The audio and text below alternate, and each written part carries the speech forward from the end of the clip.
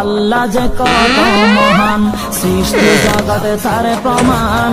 তিনি এক অদ্বিতীয় আল্লাহু আহাদ, তিনি এক অদ্বিতীয় আল্লাহু আহাদ।